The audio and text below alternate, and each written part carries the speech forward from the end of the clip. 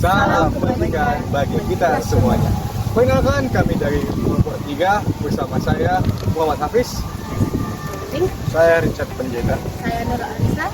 Mata kuliah penulisan karya ilmiah, program studi D4 Teknologi Rekayasa Jaringan Telekomunikasi, Politeknik Negeri Medan. Di sini akan membahas hal yang mungkin dianggap sepele oleh berbagai mahasiswa.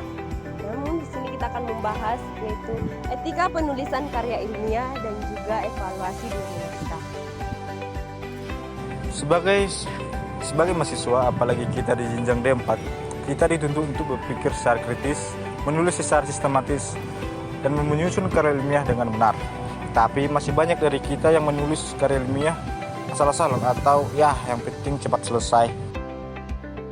Padahal karya ilmiah itu cerminan integritas akademik kita. Kalau asal mencomot sumber, memanipulasi data, dan melupakan etika, itu sama aja termasuk membohongi diri kita sendiri. Di dunia akademik, kejujuran dan originalitas adalah fondasi utama.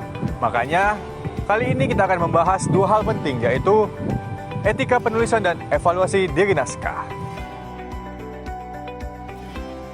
Etika penulisan itu adalah bagaimana tentang kita menulis dengan tanggung jawab dan juga menghormati dari karya orang lain.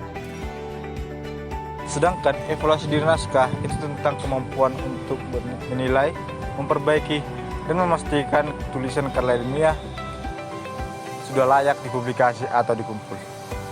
Ketiga, tidak mencantumkan sumber yang benar. Contohnya, jika menulis dari internet atau Wikipedia, itu tidak dapat diterima oleh dunia akademik karena sumbernya tidak kredibel. Etika dalam penulisan karya ilmiah itu seperti pedoman moral dalam dunia akademik. Tujuannya sederhana, supaya karya yang kita buat dapat dihargai dan dipercaya oleh orang lain. Salah satu prinsip utamanya adalah kejujuran ilmiah. Artinya, jikalaupun kita ingin menuliskan data, namun jangan pernah sekali kita mencantumkan ide orang lain itu adalah ide kita. Ada baiknya jikalau kita ingin mengambil data dari orang lain itu, sebaiknya kita cantumkan juga sumbernya dari mana. Contohnya gini, kamu membaca jurnal dari jaringan fiber optik. Walaupun kamu sudah ubah tulisannya atau kata-katanya, kamu harus tetap menulis sumbernya. Karena itu merupakan penghargaan terhadap penulis asli. Selain soal kutipan, ada juga etika tentang penyajian data. Jangan manipulasi data hasil penelitian supaya terlihat bagus. Jika hasil dari data tidak sesuai yang diharapkan, maka tulis saja. Nah, disitulah terdapat nilai ilmiahnya. Lalu ada juga yang namanya prinsip objektivitas. Sebuah karya ilmiah yang ditulis harus berdasarkan data, bukti, dan logika yang dapat diuji. Lalu, jangan lupa nih soal penghargaan terhadap karya orang lain. Kalau kita mengambil atau mengutip sebuah referensi, pastikan kita cantumkan siapa penulisnya. Lalu, gunakanlah format yang sesuai. Misalnya, APA atau IEEE, supaya tulisan kamu atau tulisan kita lebih rapih dan kredibel. Jangan lupa menggunakan bahasa ilmiah. Gunakan kata-kata yang jelas, formal, netral. Hindari penggunaan kata seperti menurut saya ataupun sepertinya. Ganti dengan berdasarkan hasil pengamatan atau menurut data yang saya peroleh. Etika juga menyangkut kerjasama penulis. Kalau kamu menulis bareng teman, pastikan kontribusinya jelas. Jangan hanya cuma numpang nama di cover, padahal nggak ngerjain apa-apa.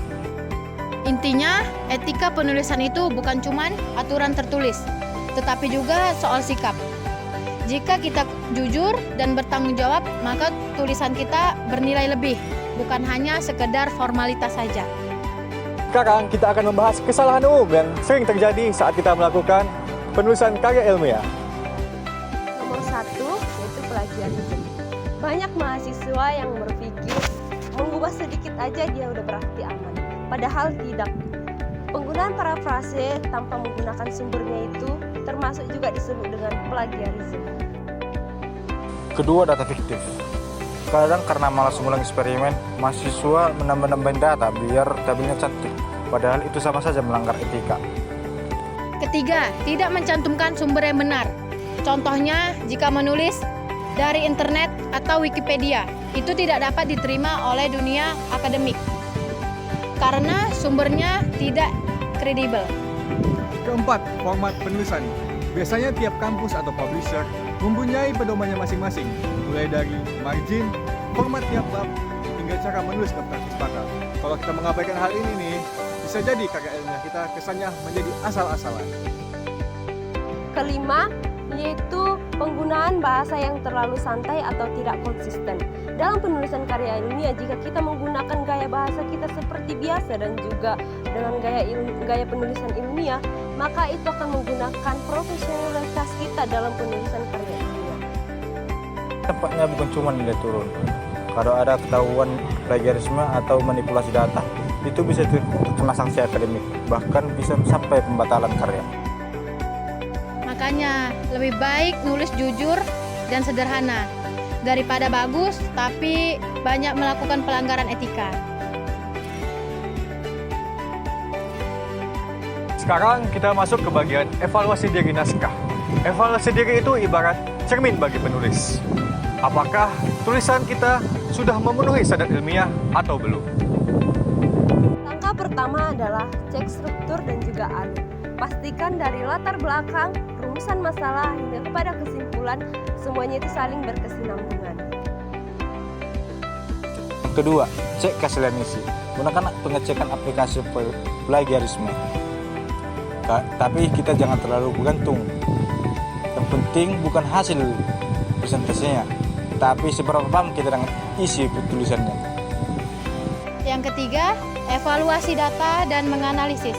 Pastikan data yang digunakan benar-benar diambil dari proses yang sahih, bukan hanya ambil dan mengarang. Langkah keempat, yaitu periksa gaya bahasa dan ejaan.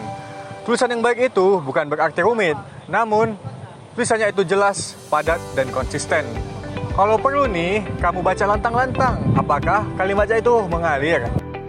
Kelima adalah revisi berdasarkan hasil umpan balik. Nah, kita juga membutuhkan orang lain untuk membaca hasil karya kita. Teman kita ataupun dosen kita bisa memberikan hal yang bisa atau kesalahan yang kita buat, bisa dikritik atau memberi saran yang membangun dari mereka untuk mengenai hasil karya kita. Akhir adalah refleksi diri. Tanyakan kepada diri sendiri, apakah saya mengerjakan tugas ini? Apakah saya mengerjakannya dengan jujur dan bertanggung jawab? Nah, evaluasi itu bukan berarti mengkaji kesalahan sendiri, tetapi merubah kualitas berpikir. Nah, disitulah kita menjadi peneliti yang sangat baik. Jadi, bisa kita simpulkan, kalau etika penulisan dan evaluasi diri adalah saling berkaitan satu dengan yang lain.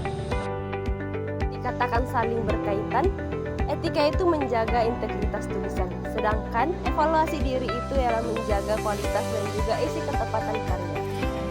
Kalau dua hal ini dijalankan dengan benar, karya ilmiah kita bukan cuma formalitas tugas kuliah, tapi bukti nyata kedewasaan akademik. Dari kelompok